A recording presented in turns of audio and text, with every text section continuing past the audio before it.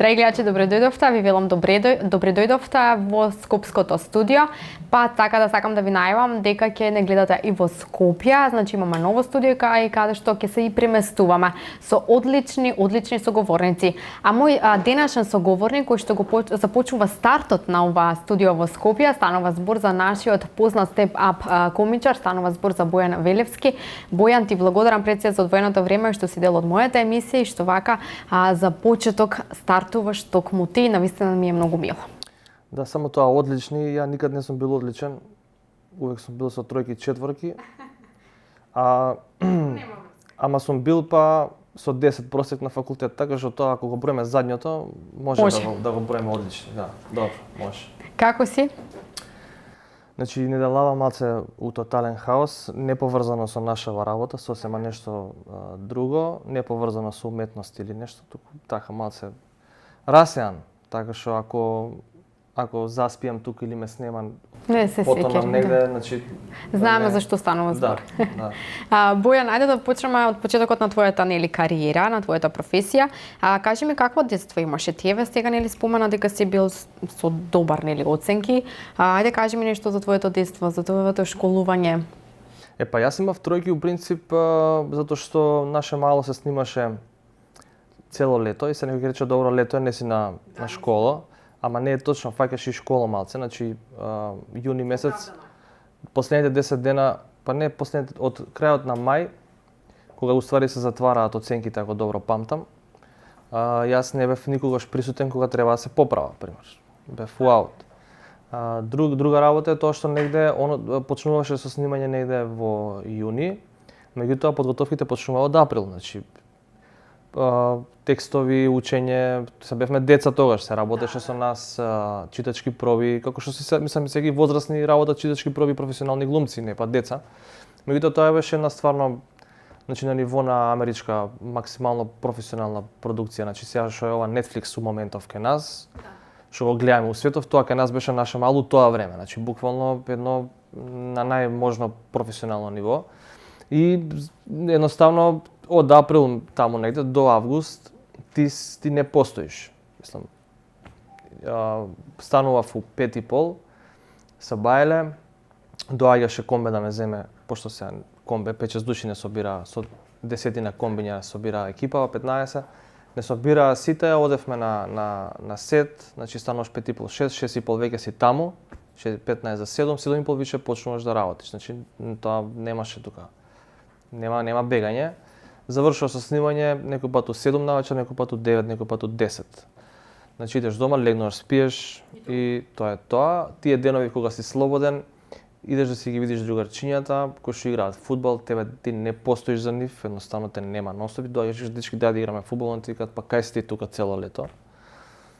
И еве зашто ти си немал време за школа. И на крајот од денот, да, така што имав максимално професионално детство, така да го наречам на некој начин, исполнето со многу врски, професионални, и тоа траеше 5-6 години кога што се снимаше Наше мало. Во меѓувреме ми се погоди 5 година, снимав Наше мало и Големи и мали во исто време. Значи тоа беше и да ти кажам право, не се сеќавам. Значи тогу сум бил ме прашува добро, кажи ми нешто интересно, луѓе, дупки у меморија имам, значи не се сеќавам на многу работи, од преголем ангажман, значи од преголеми обврски, премногу се бараше од нас, мислам се бараше стварно да биде све како што треба, затоа што на крај Наше мало испадна таков продукт како што испадна. Да. Паралелно со тоа работев и третата сезона, среќа што беше третата сезона Наше мало, зошто среќа зашто веќе 2 години имав искуство на тоа ниво да работам, а па третата сезона во Наше мало јас имав најмногу епизоди од сите. И ми се поклопи паралелно, среќа у несреќа, у Големи и мали да бидам само во 3 епизоди. И имаше ситуација која што од 6 баја идев у пролече, го снимавме Наше мало, доки 3, ручав и со кола ме носеа у Хром. Тука негде сега што не се одија во близина, се снимаше и Големи и мали, сега па ја испадна да живеам таму, кај што снимавме Големи и мали. Тука се преселив и од 3 попладне додека не се стемни, се стемнуваше 8:30-9, нели 8:30 више не можеш да работиш. Паѓа бленда на камера и така натаму, да не објаснувам сега тие технички работи, више нема светло, не може да се снима. и работевме до 7:30, 8:30, зависи како кој ден, и после дома. Така бев едно месец и пол, имаше такво едно лето.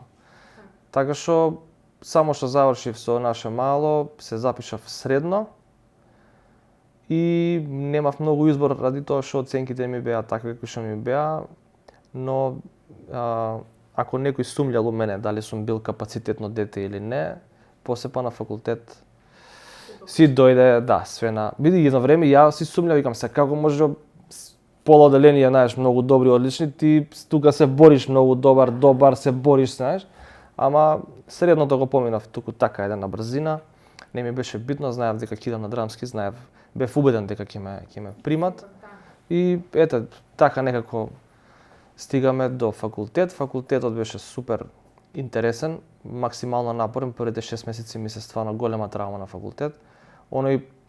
Травма. Стварно едно тешко прилагодување, бидејќи јас си дојдов на факултет, ме гледаа малце така со попреку на почетокот колегиве, у смисла попреку сега дојде овој од наше мало глумецов, сега него ќе го примат сигурно.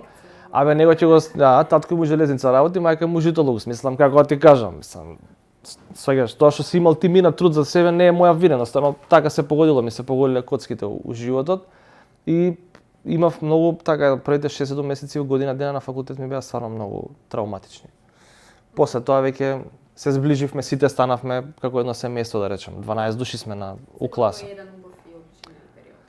Да, и за разлика од овие приватни факултети каде што се као за глумци нешто тој стил, кај нас има вистински приемен испит, трае 2 недели, кај нив е тато сакам да бидам глумец, добро си, неколку пари кошта, толку, еве ти влези си биди. Готово, ти си веќе глумец. Да, глумец бе лабаво, да. Глумци режисери. Лесно. Се испоработија по театри, супер, сега се глумци.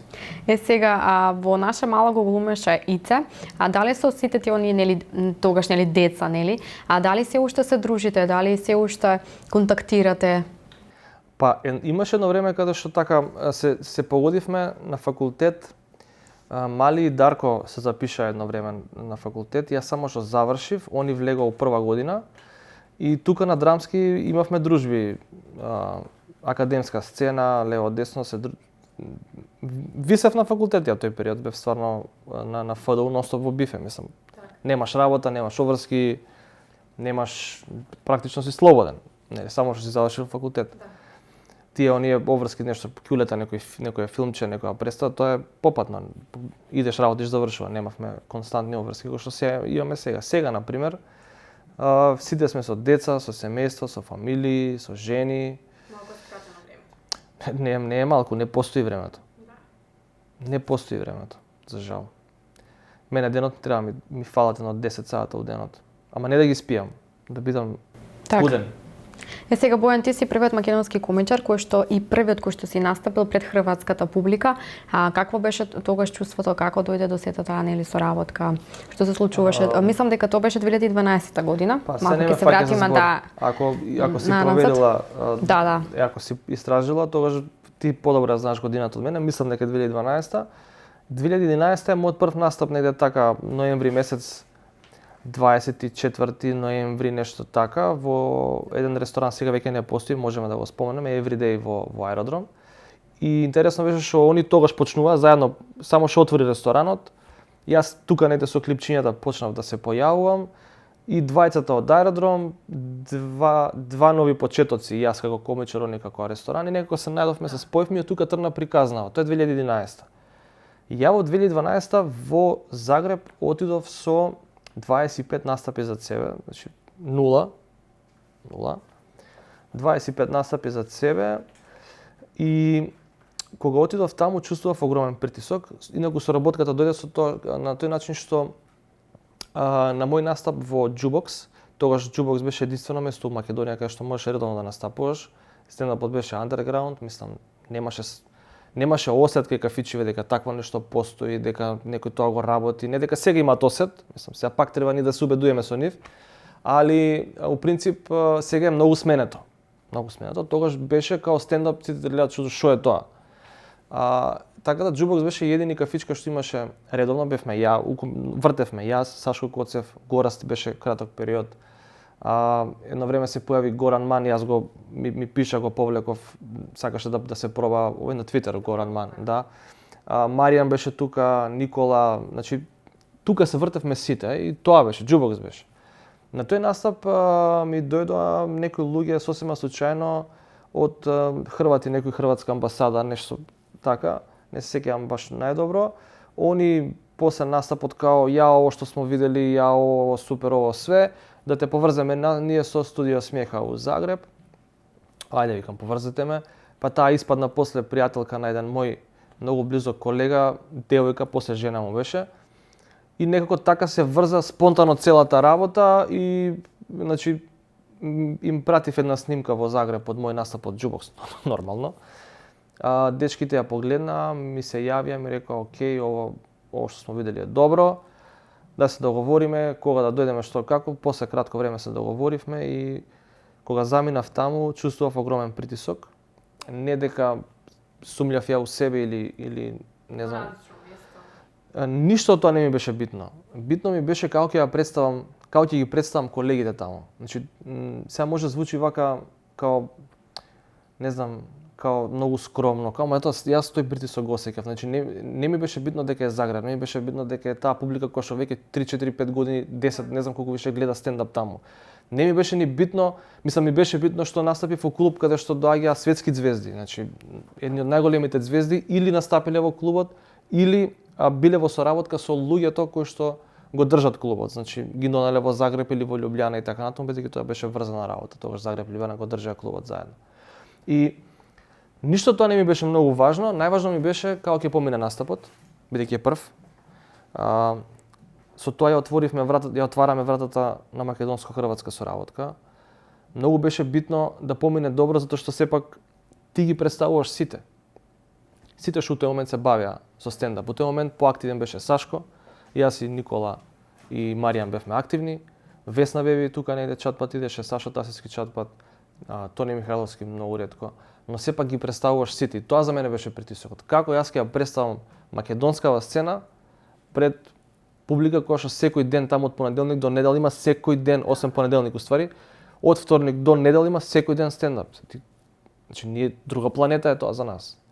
И најинтересно беше кога појдов таму, кај нас почетоците сите се врзани, значи на мене, на Никола, на Маријан така натаму, ние сите почнуваме со one man show од па саат и пол. Кај нив one man show саат и пол. А минимум 3 години треба да настапуваш. Јако им кажав дека имам 25 настапи, вака ме гледа као добро. А колку имаш материјал спремно? Па ја имам едно 3 сата материјал имам. Аха, 3 сата, добро, браво, браво. А вика колку ти е најдугачкиот настап? Па викам едно 2 сата. 2 сата. А како така 2 сата? Не те разбирам. Па викам не знам брат, ја настапувам секој пат по саат и пол. Да. По саат и пол. Па викам вие сте ненормални бе. Кај настапуваш, им покажам слики, тогаш само што почнав со работа со Стендап Македонија. Стендап Македонија у тоа време беше прва која што организираше поставна пева и брате кога поминаа многу јако у Македонија. Они го видат тоа како шанса и почнаа да го работат на голема сцена со Сашо Тасевски у тоа време. Универзална сала 1500 души.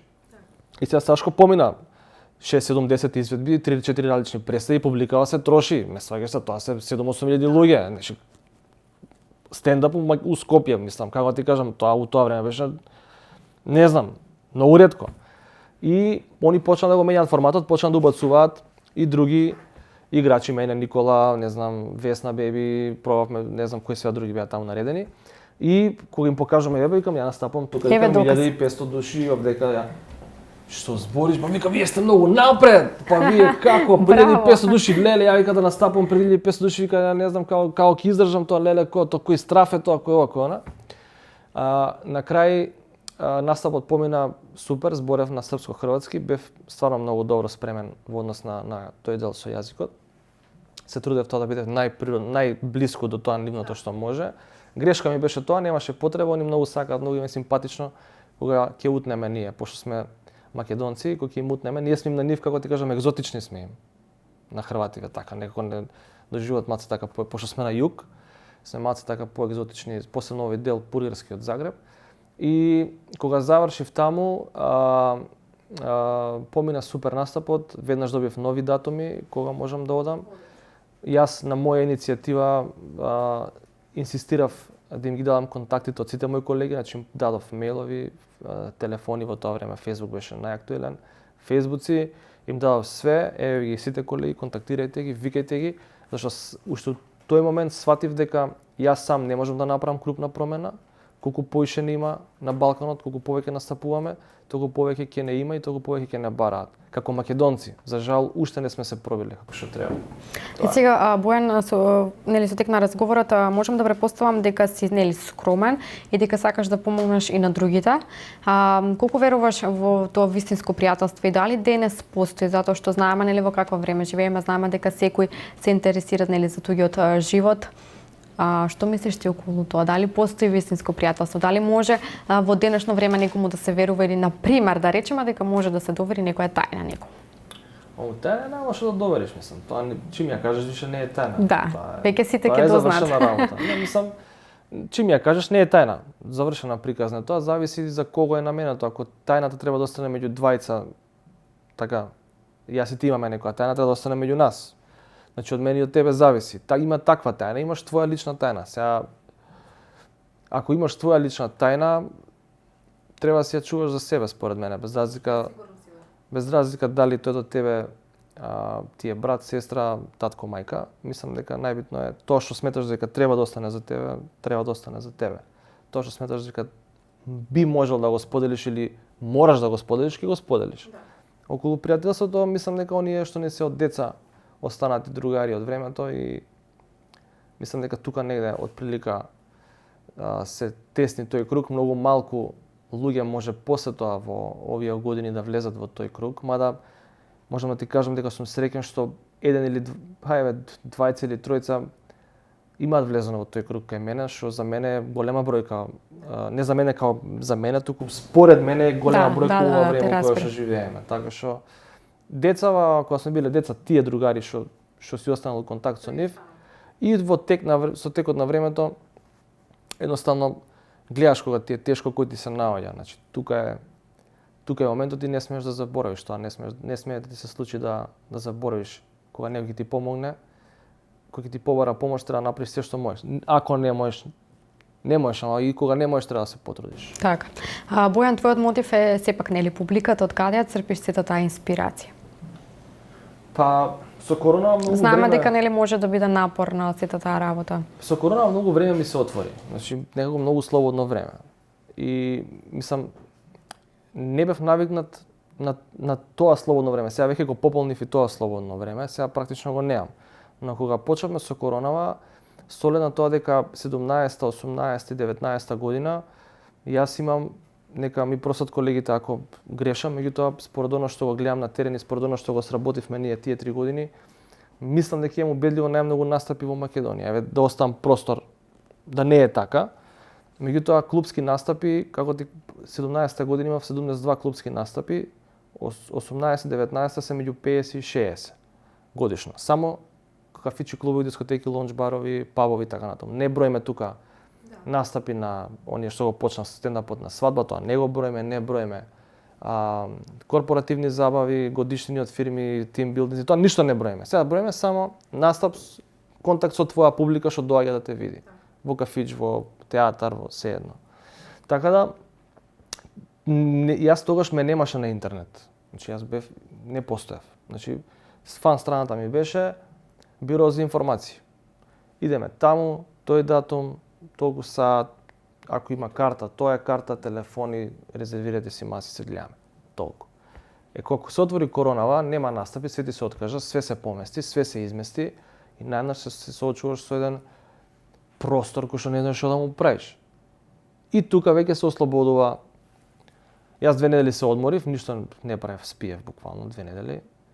Со детево да се видиме малце поише и после тоа веќе почна да ми се акумулира таа некоја креативна енергија и со тек на време почнав да правам видеа и така натаму. Сега едно време имав видеа, вадев видеа по 3 по 5 минути монтирани дома се од спална, нема везе сега, окей, такво беше времето, такво е времето.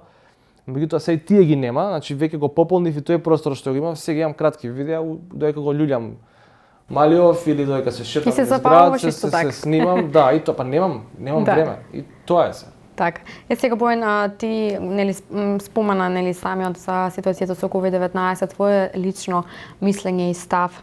Што предизвикува кај тебе? Знаеме дека се одразува на многу професии, дека се затворени нели вратите за жал. Што мислиш околу сета оваа ситуација? Околу короната конкретно или вирусот не би коментирал ништо, не сум медицинско лице, тоа оставам на стручњаците. Околу генералната ситуација и да си кажам мање битно што ја мислам, битно е дека идеме Дека треба да се навикнеме да живееме со сета оваа правецот ситуација. што се движиме, не знам дали е тој што покој што треба да се движиме, не сакам да ме сватат нити сега и политички или у тој стил луѓево, меѓутоа не знам, еве ќе си го чувам тој дел за себе да не испадне сега дека некого напаѓам или некого бранам, такво ни општество максимално поделено, не би сакал.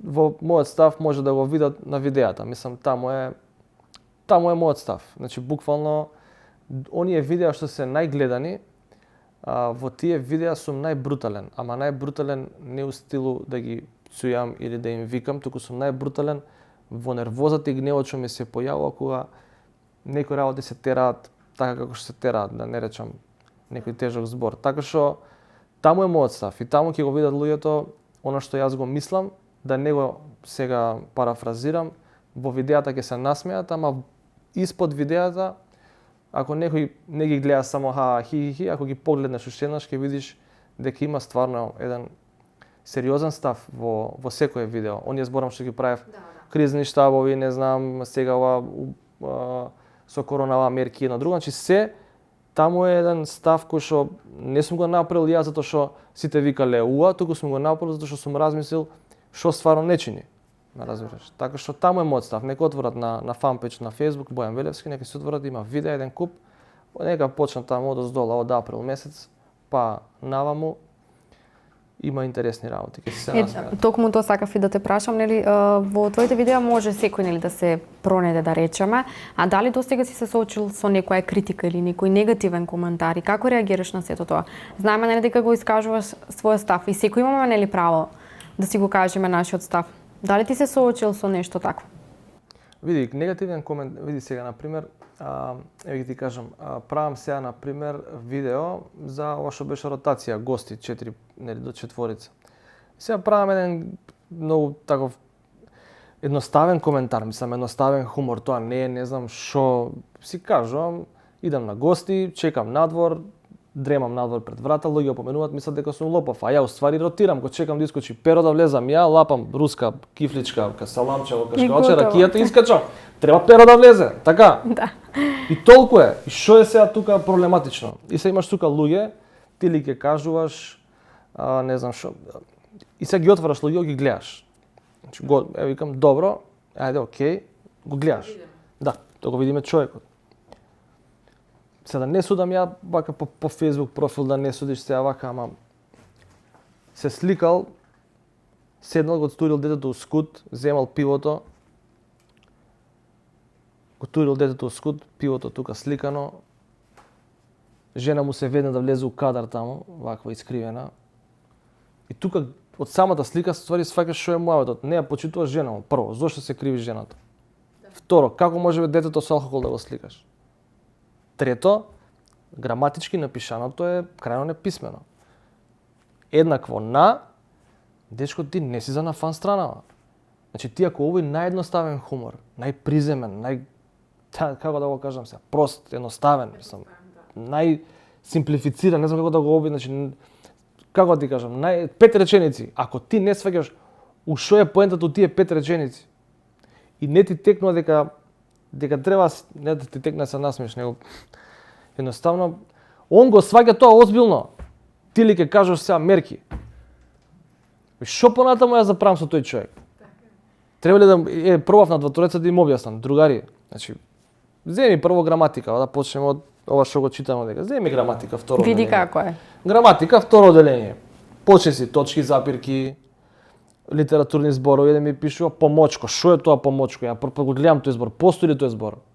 Еве ти си од кај си таму, од Виница, ти од постои ли тој збор? Помочко. За кој како? Ја не го разбирам, че тоа прво не постои. Така, ако сакаш да даеш конструктивна критика, боки, дечко, еве не ти се свиѓа мојата работа. Океј. Пиши во приватна порака, Не мора не пиши експлицитно, на коментар, ајде. ама пиши. Ова нема врска. Ова треба да биде вака и вака. Или што е се ова глупости, треба да биде ова и ова. А ова не е смешно, добро, не е смешно, брат, скролај. Значи мене кога нешто не ми е смешно, си коментирам фико глупости. Си скролам дале. Да седнам, да напишам, значи треба да напишам, да го отворам, да го изгледам и да го мислам, да речам леле што е се и сега да го пишувам. Луѓе, тоа не се луѓе кои што се бават. Тоа не се луѓе кои што ќе дојдат на стендап. Тоа не се луѓе кои што препознаваат едно хумор. Тоа не се луѓе кои што препознаваат општествена критика. Тоа се луѓе кои што се заглавени у некоја ова, ева, право гледа. Немам проблем ја да не ти се свиѓа мојата работа. Тоа е, како ти кажам, ова што сум се снимал детето го љубам, тоа не е ни работа. Значи тоа е да останеш у контакт со публиката, пошто бара. Публиката бара. Јас 3 дена нема ставам видео, добивам 5 пораки. Ајде што ќе кажеш за ми праќаат линкови, види што се десило у Струмица. Ова што беше со ковчегот, пример. Ова што со креветот уствари. Пред 2 месеца кога крадеа кревет. Види у Струмица, јас сум го промашил, не сум го видел. Хаос, не сум го видел. 5 души ми праќаат, Боки, ајде бе, коментирај го ова. Ме разбираш? И сега, како ти кажам, јас од секогаш сум го сакал тој контакт со публиката. Сум го посакувал да го имам. Ме разбираш? Јас сум го немал со години тој контакт. Сега го имам. Луѓето сакаат да чујат што имам јас да кажам на темата. И тоа е поентата на стендап комичар, луѓето да сакаат да ти го чујат. Да, па и ставот. сакаме и да се насмееме. Живееме во некои тешки денови, зошто да не се насмееме? Ме разбираш? Така што тие луѓе што пишуваат такви ствари, едноставно му викам дечко, значи не шири негативна енергија на странава, ако си за добро, ако не, скролај дале и тоа е тоа. Да, не мора ни да кликај гледаш лајк, тури си она имаш едно на вако енгри, тури си едно енгри и или плачи, не знам, за греота сум ја, за жалење сум, ова е глуп. Плачи си на постот, плачни си.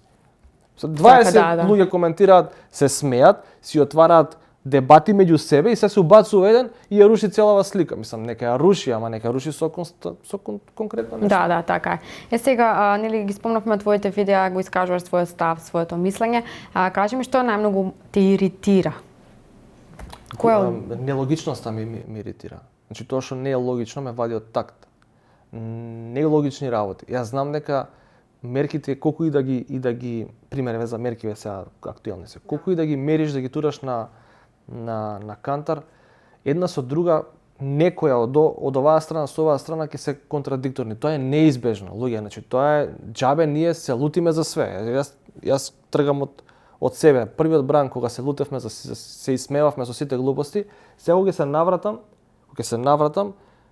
да ти кажам искрено дека 70% од работите како мерки што беа донесени се многу логични. У тој момент сите се возевме на тој момент, на тој бран на критика, само критика. Сега кога ги погледнам од страна, си викам луѓе, па ова има логика бе.